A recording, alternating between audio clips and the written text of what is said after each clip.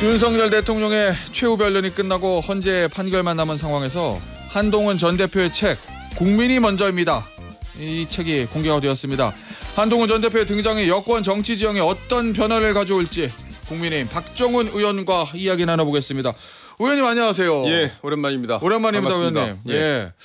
일단 저 한동훈 전 대표 책 얘기하기 전에 이거부터 좀 보죠. 대통령 최후 준실이 있었어요. 탄핵 심판. 이 대통령이 최후 준실을 통해서 이야기하고 싶었던 핵심 포인트는 뭐라고 느끼셨어요? 들으시고. 일단 여당 소속 의원으로서 가슴이 굉장히 아팠어요. 예. 그러니까 이렇게 정치가 어려운 현실로 올 수밖에 없었고 그 가운데는 이재명이라는 거악이 있었다고 저희 당은 보고 있어요. 솔직히 지금 대한민국 국회가 국회입니까? 이재명의 국회지.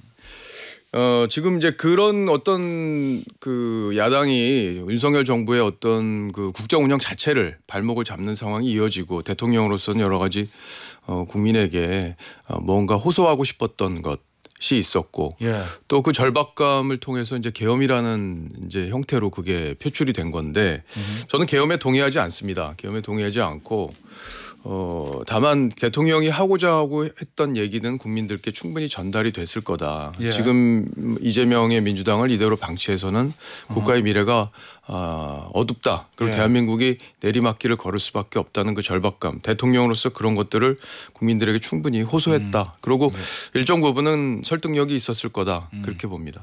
이 여당에서 대통령이 얘기했던 개헌 본인의 임기 단축을 뭐 전제로 한 개헌이라고 이제 평가들 하던데 대통령이 그 개헌을 제시한 의미는 뭐라고 보세요?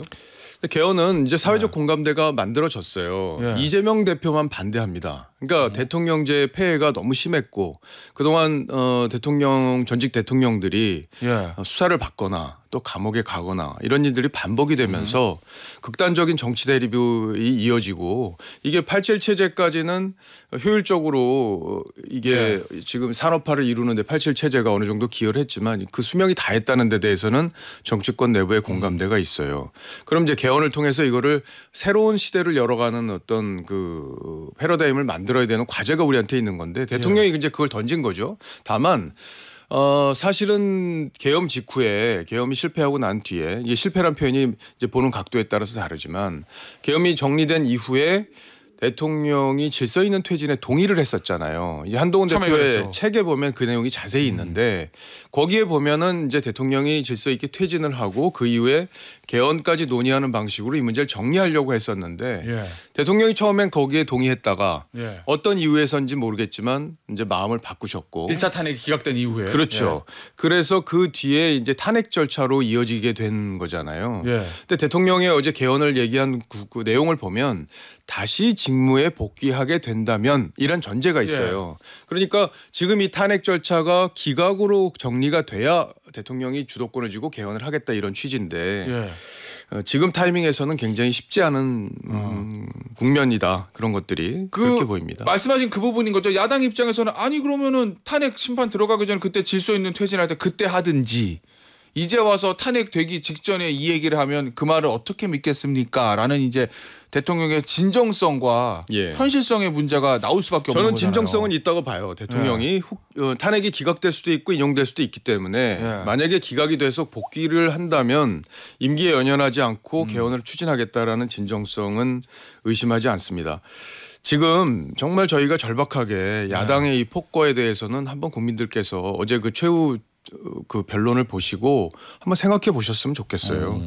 지금 간첩법이나 이런 것들도 상당히 지금 심각하잖아요. 법사위에서요 상정을 안 해요. 법안을 저희가 발의도 해놨고 심지어 박지원 의원까지도 비슷한 법안을 민주당에서 발의했는데도 상정을 안 합니다.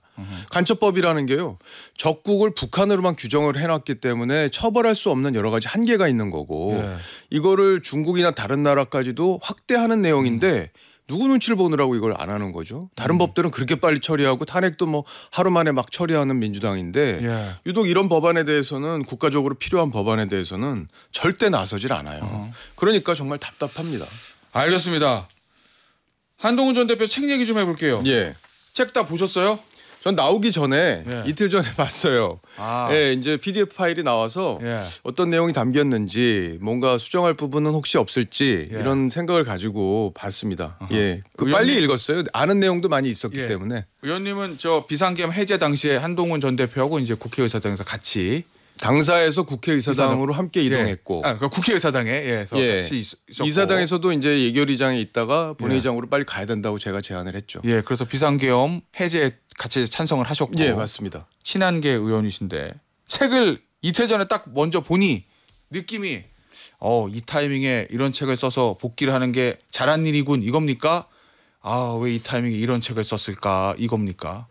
그 타이밍이라는 거는 지금 여러 가지 논란이 있는 부분이에요. 지금 대통령 탄핵이 지금 결정이 나지 않은 상황에서 예. 지금 각 주자들의 움직임이 있는 거잖아요. 뭐 오세훈 시장은 또 개헌 토론회도 하고 국회에서 김문수 장관도 국회에서 계속 이제 여러 가지 활동들을 하고 의원들이 거기 참석하고 이게 저희 당이 어떻게 보면 딜레마입니다. 그러니까 탄핵이 기각될 수도 있고 인용될 수도 있고 저희 당의 많은 지지자들은 기각되기를 바라고 있는 상황이잖아요. 그런데 만에 하나 인용이 될 경우에 대선 주자들로서는 민주당 이재명 대표는 지금 그렇죠. 뭐 중도 보수라는 얘기까지 하면서 허황된 얘기까지 하면서 지금 중도 쪽으로 막 이제 대선 행보를 하고 있는데 우리 당의 주자들은 발이 다 묶여 있는 거잖아요. 그러니까 현실적으로 그런 딜레마가 있기 때문에 여러 가지 활동을 하지 않을 수가 없는 거고 그런 차원에서 이 문제를 보면 될 것 같고요. 뭐 책을 내용을 저는 뭐 되게 빨리 읽었어요. 대부분 뭐 348페이지인데도 내용을 아는 내용들이 많이 있었기 같이 때문에 경험하신 내용인들이 그렇죠. 대부분.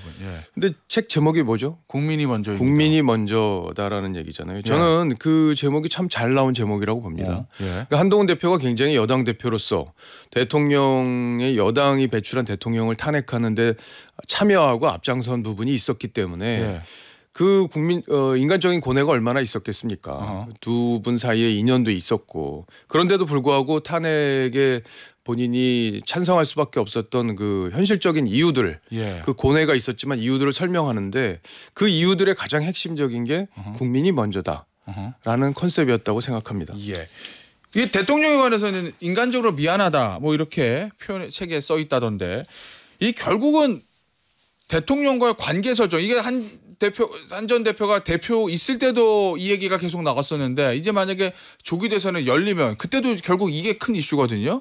대통령과의 관계 설정 이거 어떻게 해야 된다고 보세요? 인간적으로 미안하고 안타깝고 그러겠죠.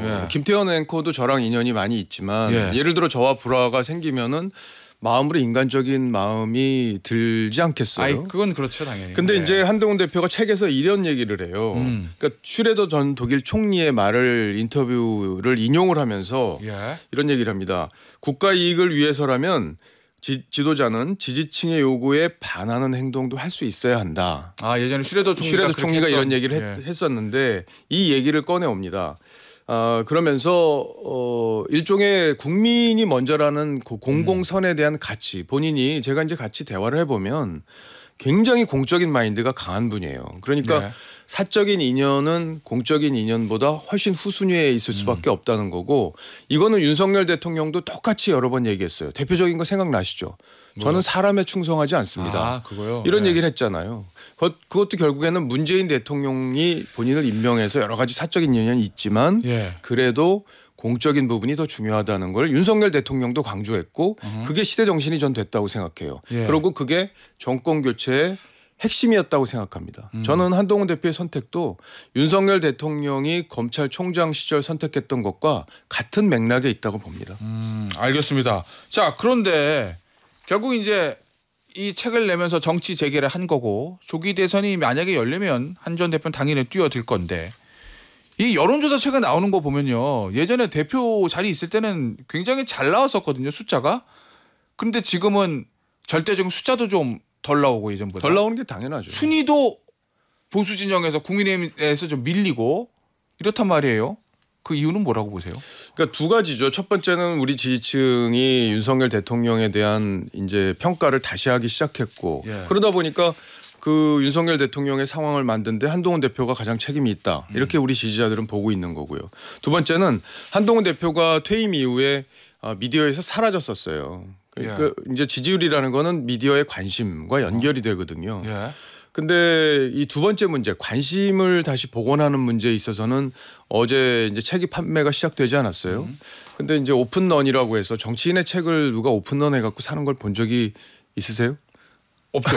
별로 없죠. 어제 뭐 있었을 수도 됐더라고요. 있습니다. 근데 이제 이례적인 현상이 어제 벌어져서 책이 이제 삽시간에 완판이 됐고 광화문에서요. 예, 요즘엔 뭐 10만 권만 팔려도 대박이라고 얘기가 하는데 벌써 한 그러니까 그 예매까지 해서 지금 현재 5만 권 가까이 팔리고 있는 상황이기 때문에 한 대표에 대한 관심이 많이 살아나고 있다고 봅니다. 이제 앞으로 언론 인터뷰도 하고 또 공개 행보도 시작을 할 텐데 그렇게 되면 언론이 또 관심을 갖게 되고 그러다 보면은 대표가 왜 그렇게 고뇌에 찬 결단을 할 수밖에 없었는지 이런 것들이 국민에게 잘 전달이 되면 그런 것들이 여러 가지 반전의 계기가 만들어지는데 계기가 될 것 같습니다. 자, 그런데 의원님 이제 당내 특히 이제 친윤 의원들과의 관계인데 이 대표에서 지직에서 나갈 때도 소위 말하는 친윤 의원들과의 관계가 썩 좋지 못했잖아요. 뭐 쫓겨났다 이런 표현이 있을 정도로. 근데 지금 책을 내는 거 가지고도 뭐 자숙해야지 왜 지금 나오냐 이런 얘기가 있는 상황에서 이 책 내용이 공개되면 아무래도 당시에 탄핵 비상계엄과 탄핵 전후의 이야기들이 공개가 되면 왜 이 타이밍에 헌재 결론이 나오지 않았는데 당신이 책을 내서 대통령 탄핵이 더 빨라지는 거 아니야? 뭐 이런 비판들 친윤 의원들의 지금 홍준표 시장도 책 냈고요. 근데 관심이 그래요? 없어서 그렇지 책 냈고 오세훈 시장도 책 낸다 그래요. 예. 정치인들이 책을 통해서 자기 생각을 밝히는 것은 이제 큰 정치적 이벤트가 있을 가능성이 있는 시점이기 때문에 그냥 일반적인 상황이라고 봅니다. 비판을 위한 비판이라고 보고요. 그리고 한 대표에게 자숙을 해야 된다고 하는데 저는 한 대표가 성찰해야 될 부분이 있다고 봅니다. 그리고 잘못하고 실수한 부분이 분명히 있다고 봐요. 예를 들어 리더로서 당원들의 의견 그리고 의원들의 의견을 충분히 반영해 가면서 여러 가지 의사결정을 했다면은 훨씬 더 좋았겠다. 이렇게 생각은 하지만 한 대표가 계엄이라는 특수 상황을 막아낸 것 이거에 대해서는 역사적으로 평가받을 거라고 저는 봐요. 그러니까 계엄이라는 게 대통령의 어떤 절박감과 당위성 이런 것들은 대통령 입장에서 충분히 주장할 수 있다고 봅니다. 그만큼 야당이 잘못했어요. 그런데 계엄이라는 방식은 우리 당 의원들도 대다수가 동의하지 않아요. 친윤 의원들도 동의하지 않습니다. 의총에서 다 얘기해요. 계엄에 동의하지 않는다고. 공개적으로 말을 못하죠. 그런데 계엄을 막았다는 것은 한 대표의 큰 정치적 자산이 될 겁니다. 그래서 무조건 우리 당에서 이제 강성 친윤 의원들이 그렇게 얘기하는 것에 우리 국민들이 다 동의하지 않을 거라고 봅니다. 알겠습니다. 이 책 얘기 좀 더 해보죠. 그 책에 보면 이재명 대표 얘기가 있던데 한국에서 가장 위험한 인물이 이재명 대표다. 이 대표가 행정부까지 장악하면 사법부 유죄 판결을 막으려고 계엄이나 처벌 규정 개정 같은 극단적인 수단을 쓸 수도 있다. 이렇게 적혀 있거든요. 지금 읽으면서 공감하시지 않아요?